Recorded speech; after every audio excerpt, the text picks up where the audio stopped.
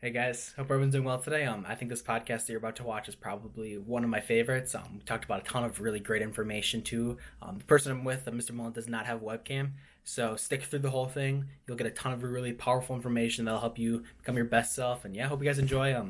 Be primal. Hope everyone's doing well today. I'm joined by Mr. Mullen today. I want to thank him for being on the Primllife podcast. Mr. Mullen is the embodiment of powerful leadership, both through teaching and as the head coach of the Craig wrestling team. I've known him for the last 4 years, and seeing his work around Craig has just been really cool. But how'd you get into teaching? Well, kind of funny you'd ask. When I was your age, I played a lot of sports. I was a football player, wrestler, and baseball player, and I really loved working out at that time. Got into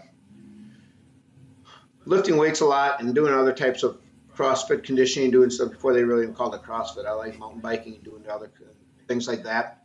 And when I went to college, I wanted to be a sports writer, actually. I thought that's what I was going to do. And then I got into coaching a little bit there, started coaching some wrestling and some football. And that made me realize that I really like being around people too, and I like the working out aspect part of it. And I decided that I'd go continue on and get my degree in kinesiology, which is kind of the study of biomechanics and human movement. And then I got a physical education major and an adapted one to work with people with disabilities. So that was kind of my decision at the time, and pretty happy how it all turned out. Did you have any jobs before teaching at Craig? Yeah, actually, it was kind of weird. That got me into the coaching part was one of my friends that I knew from high school. He was from a different school. He was going to the University of Wisconsin, and he stopped wrestling up there, and he knew that I wasn't wrestling, and he said he was going to become the head wrestling coach and asked me if I wanted to help him be as an assistant. I'm like, wait, we're 20 or 21 years old. We're going to be the coaches, and he goes, yep. And so we said, well, we got to figure out how this is going to work with classes and everything else, because obviously you had to be responsible to do it. We always had to be there, and we started doing that, and it worked out pretty good. And from that led me into coaching football too. And so for 3 years during college, I got paid for being a high school football coach and a high school wrestling coach, and that helped me get started out when I got my first job. And I was an elementary FIA teacher then for a while, 7 years before I came to Craig. Oh wow, I didn't even know that. Yep. What's your favorite part about being a gym teacher? People like you. The best part probably about being a gym teacher is really realizing, well, I always knew it, but really realizing it right now being home is being around the kids. And it's fun when you seeing kids and seeing people have a little bit of success. And as you know, one of the things I teach a lot is the strength training classes. And you get people in there that some kids that are, just sign up for it because they want to sign up for it. And some other people sign up for it because they really care about it and want to learn about it and are really into it. And it's awesome when you see people who are really into it start to have a little more success or start reaching their goals and then really liking it more and more and more and being real happy about doing it. And sometimes when you reach some of those kids who weren't really into it and start figuring out, hey, I feel a lot better after doing this. This is a great thing. Yeah. Kind of. Was there anything that you had to adjust to in becoming a coach? I know there's a lot of unsaid skills and processes that going into motivating a large team. Yeah, well, I'll tell you, the difference between teaching and coaching is one big thing is in classes, you don't know who you're going to get necessarily. You got people that are highly motivated, and you got some that have no motivation. So you got to work with them all together. Well, coaching a team like wrestling, it's kind of shocking. It's somewhat similar and somewhat different at the same time, because in wrestling, we have guys that would wrestle and work hard for 4 hours a night if they could, and there'd be very few of them. And you got some other guys that are doing it, that sometimes are doing it to be more social and be around their friends, and then realize that if they're going to do this, there is no easy road. Yeah. You got to be willing to work hard. There isn't going to be, standing in the background and just watching other people do it. Wrestling is one of those one-on-one sports where once you're engaged and do it, you got to be pretty much all in, or you're not going to enjoy it much. Yeah, for sure. How do you maximize the workout intensity of your athletes by maximizing recovery as well and preventing overtraining? Well, at the beginning of the year, that's a real hard thing when we first start the season, because everyone's excited to get going and wants, work real hard in that first week of practice. Everyone's, feeling pretty good to start with. But to get in really good shape for a sport like wrestling, the only way to do it is really to wrestle. I mean, running and doing other cardio stuff helps you at the beginning a little bit, but to really be in wrestling shape, you have to wrestle. So two of my assistant coaches, they're not teachers, and but they're very good at coaching, and they are. I always got to tell them we got to back off a little bit to start off the season about how hard we got to work. We kind of break up the team into three groups: into a group of beginning guys that know a little bit, and then our varsity guys who have been around for a while. And usually the guys that have been around for a while, they're able to. Surprisingly, they can recover pretty fast, but we still don't overtrain them either. Right at the beginning of the season, we want to make sure that they stay fresh. But our new guys, we got to ease into it a lot. You really ease into it because someone won't be coming back after that first couple of days if we make it too hard. Yeah. How many people drop off after the first few days? I would say typically we don't usually lose more than four or five kids usually every year. People that don't stay with it. Because we try to, once we get them through that door to come in the door to wrestle, we work hard to try to make sure that they stay there and try to see the benefits to it. But no matter what, there's some kids that just realize this is just too hard. This is not worth it to them. Yeah. What qualities, in your opinion, make up the perfect athlete? I think with wrestling, you've seen hundreds of kids probably at this point. What qualities in those kids, in the best of the best kids, do you see reoccurring over the years that you've taught and coached? Well, I'd say one thing that might be surprising right off the top of my head is mental toughness, because you need that for everything in life to be successful. And, depending on how good you are in whatever sport that you're in, the higher up you go, the more you meet people with the same physical skills as you have. So it's real important that you have that mental toughness to say, I can do this, or I'm going to be willing to put in this much work. Or, sometimes in wrestling, what's a little different than some other sports, you're one-on-one. So if you and I are wrestling each other and I lose, that's a hard thing for some people to take right away. And to understand that, we try to tell the kids that you're either winning or you're losing. Because every time you lose, hopefully you don't really lose if you learn something from it and it helps motivate you to get better. And that's what we try to do, to try to take a little pressure off, because another thing about wrestling that's a little different is you got to perform one-on-one in front of everybody. Like in a home dual meet or in a dual meet against another team, whatever, there is no one else to rely on. When you're done with your match, you can't say, well, if he would have passed me the ball, or if he would have made a block, or if he would have made the kick, we would have won, whatever. Wrestling is you either did it or you didn't do it. So having that mental toughness to believe that you can come back from things, setbacks, and having the mental toughness that you're going to be able to compete and work hard, whether it's in practice or school or wrestling, that's a huge part of the deal. For sure. Physically, being strong obviously is an important aspect. Having cardio and conditioning is a big aspect. Knowing how to wrestle, put all that together is another big aspect. So those all come together.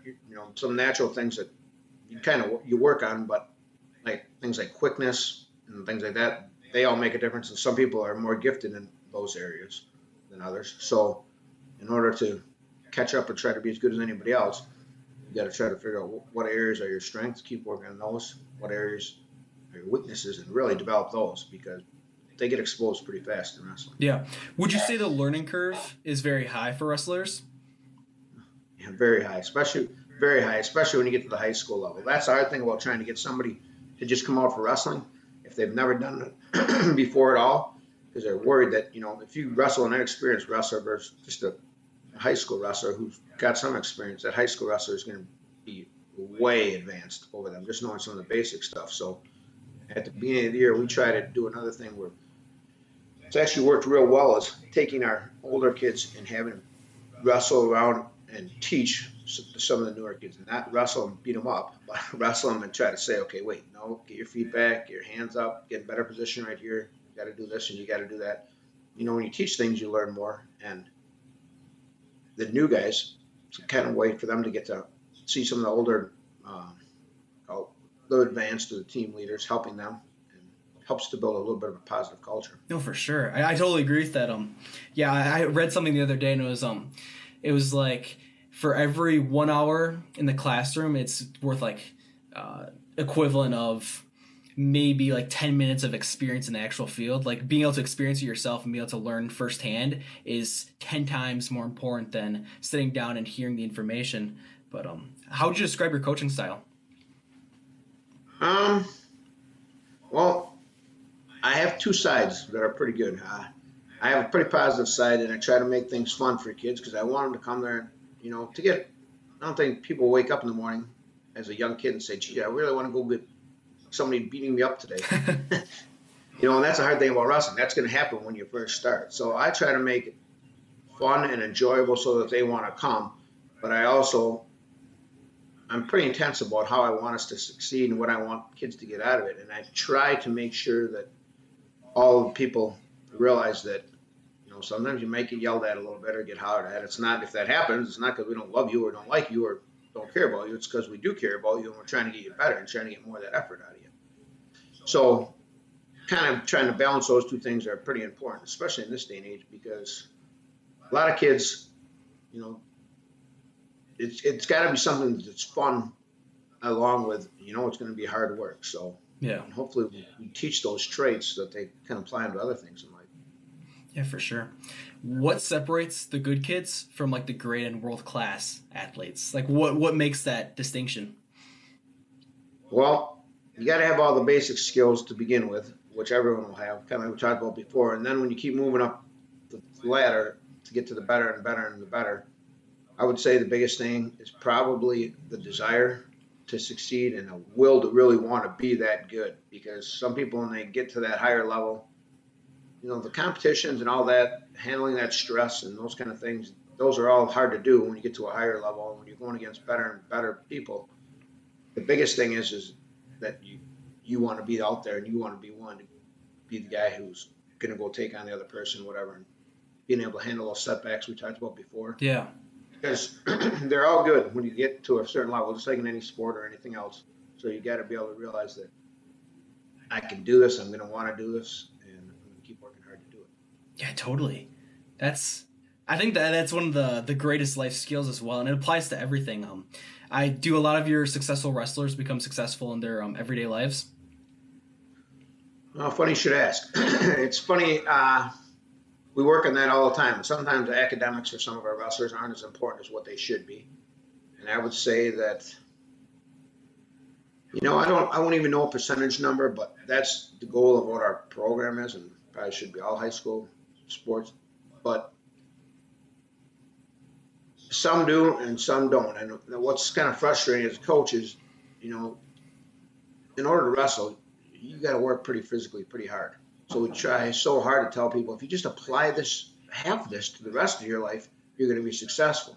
Now, are you going to be happy being average, or do you want to be a top person?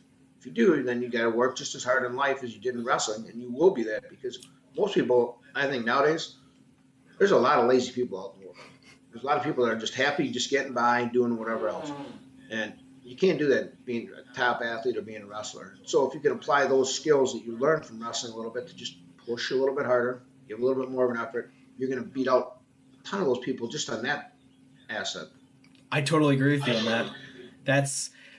It's kind of sad because you see the state of we almost live in a society where it praises mediocrity over hard work and just being comfortable and not really pushing by and trying to overcome and become better.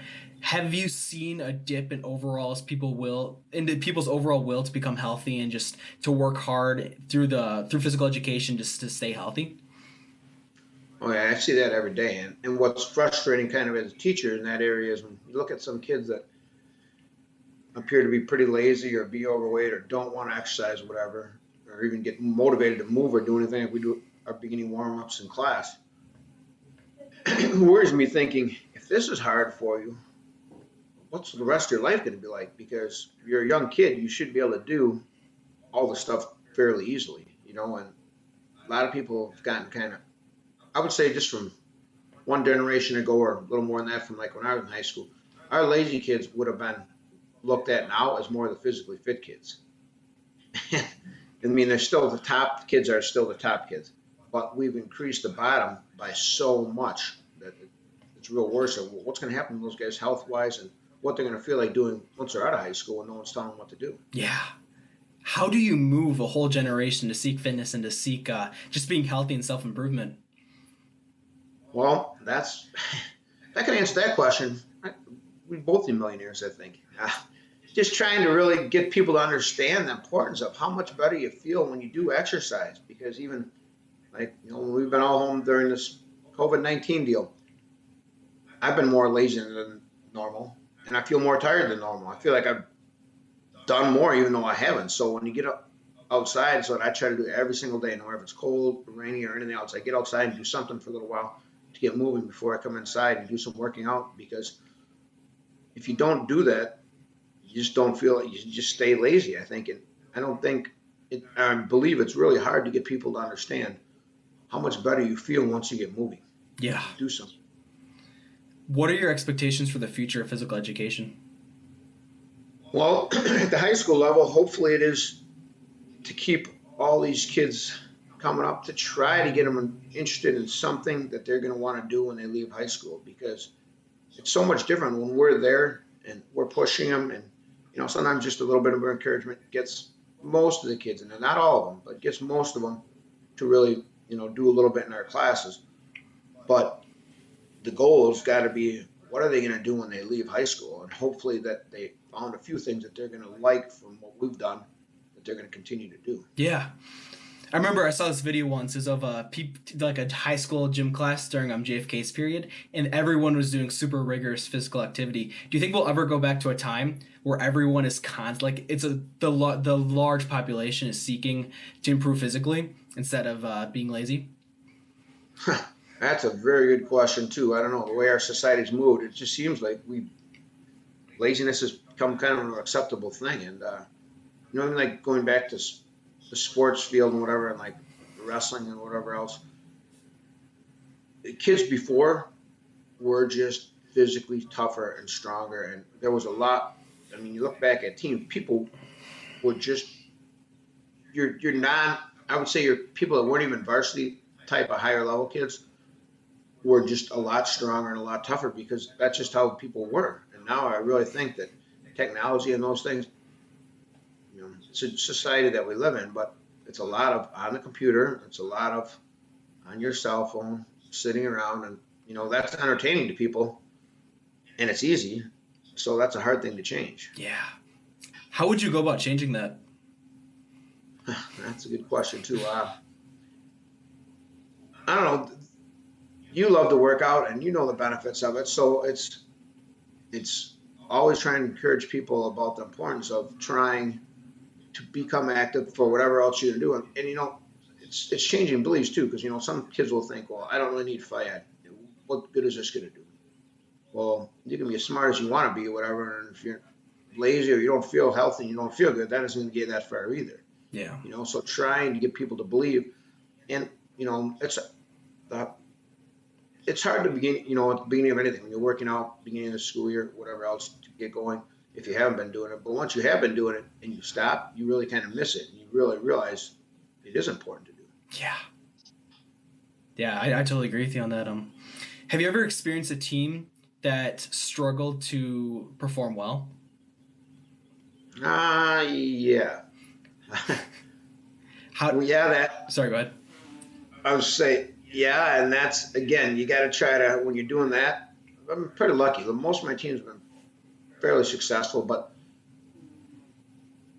sometimes people think, if you're having a real great season or you're doing real well, obviously coaching's going good, which usually is, but what people don't always realize is sometimes when your team are not doing as well, most of the time the coaches are competitive just as much, or probably more than the kids want to be successful. They're working just as hard. It's just not seeing the results. And then, when that happens, you got to try to figure out, well, what are we doing or what are we not doing to end up where we're at, or not to be as successful, and try to work on that. So. Okay. Yeah. How do you tell, going past that question, what do you tell your the people you coach when they experience failure? Like, how do you tell them to treat the situation?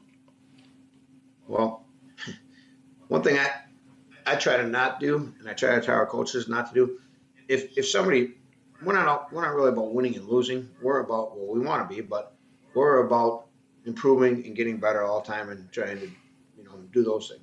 So I try not to tell somebody good job if they really didn't do a good job, meaning they weren't prepared or they didn't give a good effort. One of my pet peeves when someone comes up and tell someone, "Hey, good job." I look at them like, "Why'd you tell them they did a good job? They really didn't do a good job. They didn't do nearly what they're capable of. And if they did and they lost, that's perfectly acceptable. That's what life's all about. So trying to get that motivation to the kids and letting them know afterwards. I've had some kids, tell them, "Sorry, coach, I didn't mean to lose for you," whatever. I'm like, "Oh, don't feel sorry about that. That makes me feel bad. Uh, I'm just happy you're trying as hard as you can and doing the best that you can." Yeah, I totally agree with that as well too. How do you know as a coach if you're doing an effective job? Well, there's a lot of things that kind of go into that. Um, Again, it's not always based on wins and losses, although it has a little bit to do with it. But I would say more effectively is just seeing the progress of what your team. As a coach, you can tell what's going on in practices, and you can see how things are going. Kind of like a teacher, you can see how things are going in your classes, and it's not that hard to get a feel for that. So by team demeanor and how things are going and how people are working hard, that's a big indicator. Mm-hmm. Yeah. What are some of the negative aspects or negative things that you see from other coaches that you've maybe worked with or seen from other teams? Well, surprisingly, in wrestling, especially even at the youth level, but at the high school level too, it seems to be a lot of screaming going on to a lot of people, and people yelling at coaches, yelling at them, "Get this, get his arm, pull on his head," do all these things and whatever else.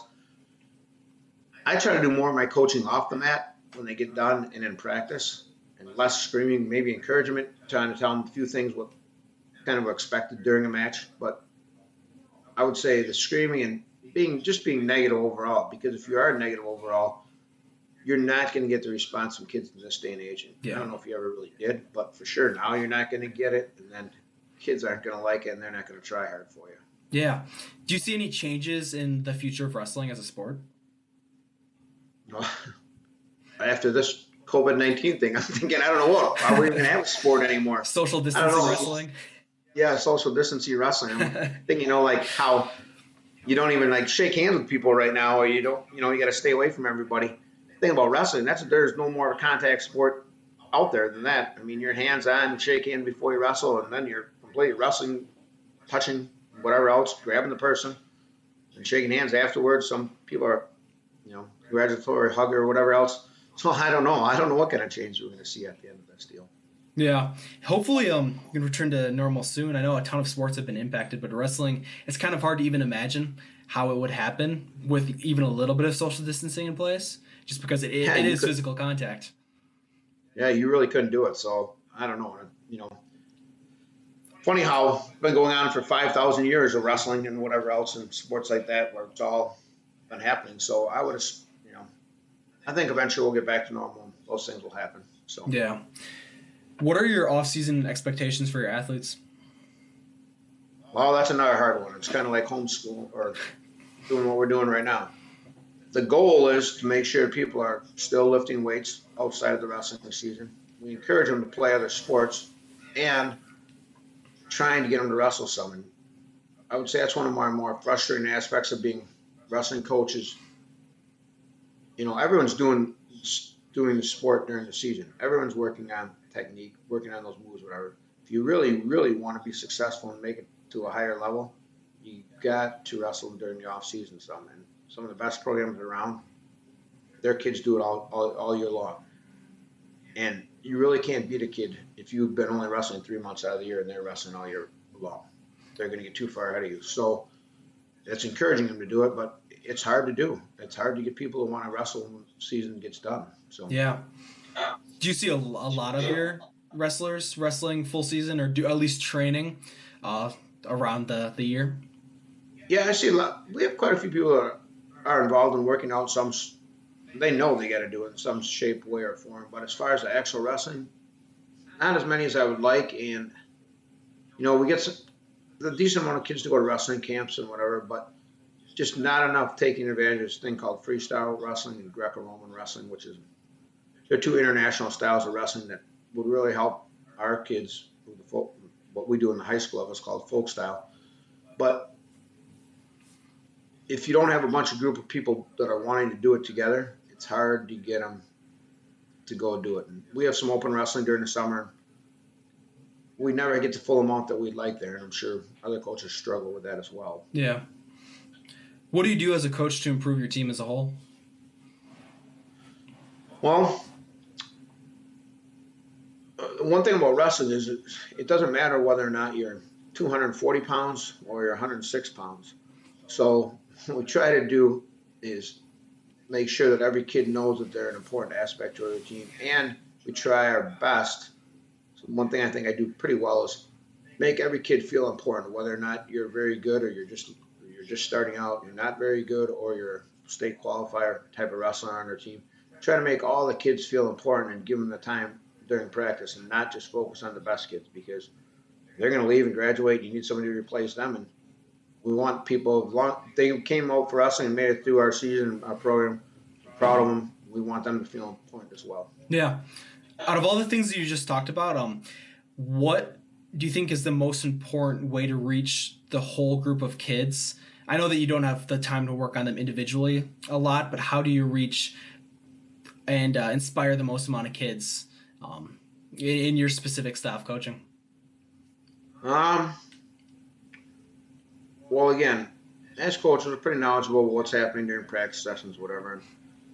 Every year I try to limit to only having 3 captains, and I feel like the importance of having 3 captains is those people are not really an assistant coach, but kind of one step below the assistant coaching. And I rely on them a lot, asking them things about trying to get feedback from them. Do you think we practiced too hard yesterday? Do you think that this is going good or that's going good? And competition-wise, we go to tournaments in different places all over to wrestle, and I try to get feedback right away afterwards. Well, was this a good place to go for us? Was it too hard? Was it too easy? Because you're not really improving if you're going against competition that's not about as good as you are, and if you're going against people that are way, way better, then it's just kind of demoralizing. So you're not getting ahead that way either until you're really ready for it. Yeah. So relying on them and kind of getting their feedback. We do a mid-season check every year with the kids, but that they got to write down. We survey all the kids and ask them, is this going good? Is this going bad? Would you like to change anything? Most of the answers are always pretty much the same. So. Mm-hmm. Yeah. Over your many years of teaching and coaching, what few qualities do you think really show in the best leaders compared to the ones who are good, but they're maybe not the best?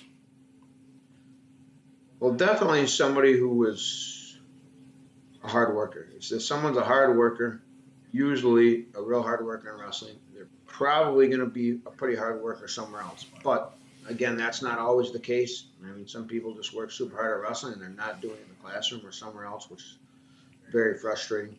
But then it's also kind of how you have relationships with other people on the team, because that's another part about our captains. We don't want them to be the guys yelling and screaming at everyone. We want them to be people that everyone looks up to. So our best leaders should be our people that were our captains, and usually we talk to them about how to get along with other people, how to try to motivate the other people that aren't maybe doing as much as they could, so that people respect them and look up to them. Yeah, I totally agree with that. I think that was a good question to end it off, but thank you for joining me today. You're welcome.